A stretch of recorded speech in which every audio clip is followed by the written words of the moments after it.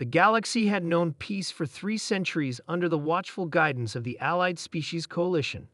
The coalition, comprised of 12 advanced civilizations, had established trade routes, cultural exchanges, and diplomatic protocols that served the known worlds well. Their warships, elegant, efficient, and rarely deployed, were considered the pinnacle of defensive technology.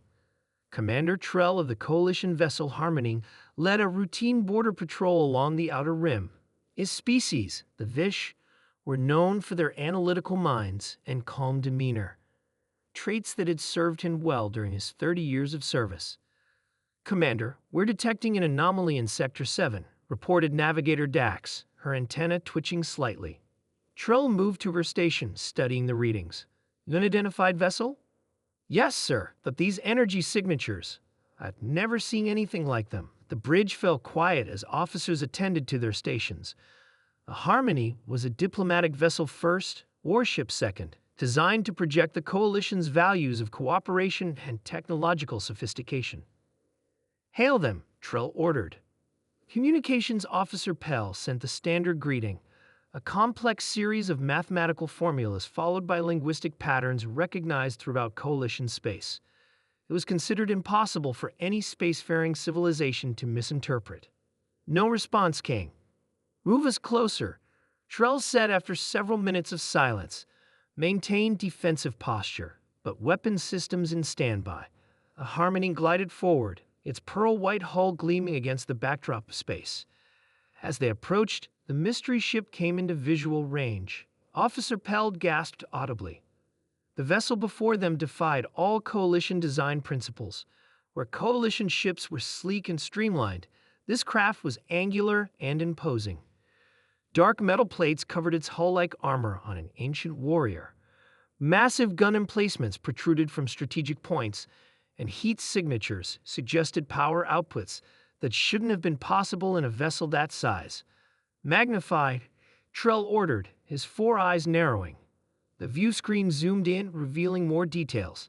The shipborne markings in an unknown script, UESTHUNDRCHILD, emblazoned across its bow. "Sir," Security Chief Venn interrupted, "I'm detecting weapons locks. They're targeting our engines and command center." Trell maintained his composure despite the clear threat. "Raise shields. Continue hailing." Suddenly, the communications array chimed. "They're responding," Pell announced with surprise. The view screen shifted, revealing a creature unlike any in the Coalition. It stood upright with 2 arms and no protective exoskeleton. Its skin was soft-looking, vulnerable, with only a thin layer of fabric for protection. Yet its stance radiated authority. "This is Captain James Wilson of the United Earth ship Thunderchild," the alien said, its translated voice surprisingly deep. "You are approaching human-controlled space. Identify yourselves." Trell stepped forward. "I am Commander Trell of the Allied Species Coalition vessel Harmony. We were unaware this sector had been claimed. Our records show this as neutral territory. The human's expression didn't change. Your records are outdated.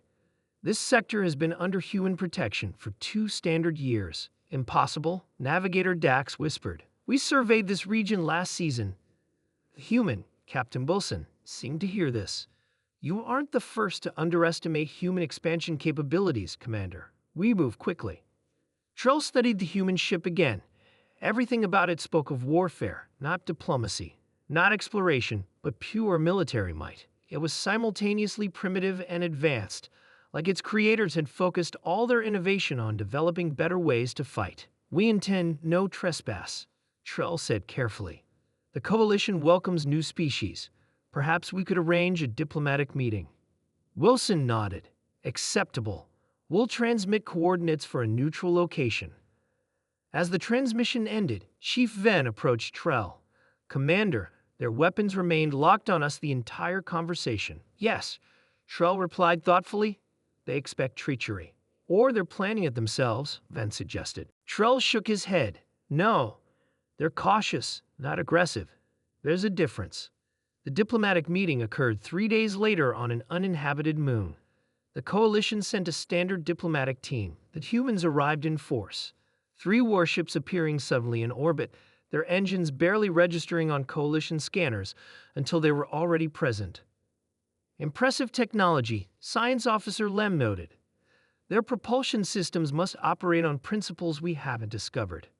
Captain Wilson led the human delegation. Up close, the aliens were even more unusual, diverse in coloration, size, and features, yet clearly of the same species. They moved with a strange mix of caution and confidence. The discussions were productive if unusual. The humans spoke directly, without the customary metaphors and philosophical exchanges that marked coalition diplomacy. They seemed impatient with formalities but respectful of boundaries. As the meeting concluded, Trill approached Wilson privately. "Your ship, the Thunderchild. It's unlike anything in Coalition records." Wilson smiled slightly. "The Thunderchild is a destroyer-class vessel, mid-sized in our fleet." Mid-sized? Trill couldn't hide his surprise. "And your design philosophy?"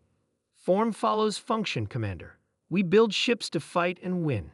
"The Coalition has enjoyed centuries of peace," Trill said. "Our vessels reflect that reality." Wilson's expression grew serious. "Humanity had to fight for every inch of space we claimed. Our ships reflect that reality." Later, as the Harmony journeyed back to Coalition headquarters, Trill composed his report. "That humans represent something unprecedented," he wrote. "Their technology suggests a species that evolved not through cooperation but through competition. Their warships are not designed to impress or intimidate. They are designed solely to survive and prevail in combat."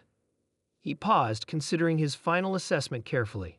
"The humans speak of peace while preparing for war. They offer friendship while keeping their weapons primed.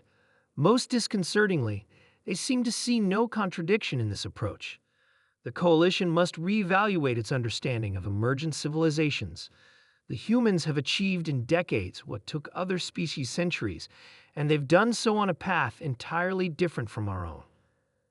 Trill looked out at the stars, suddenly aware of how vast and unknown the galaxy truly remained. They may be the most dangerous allies we could ever hope to find.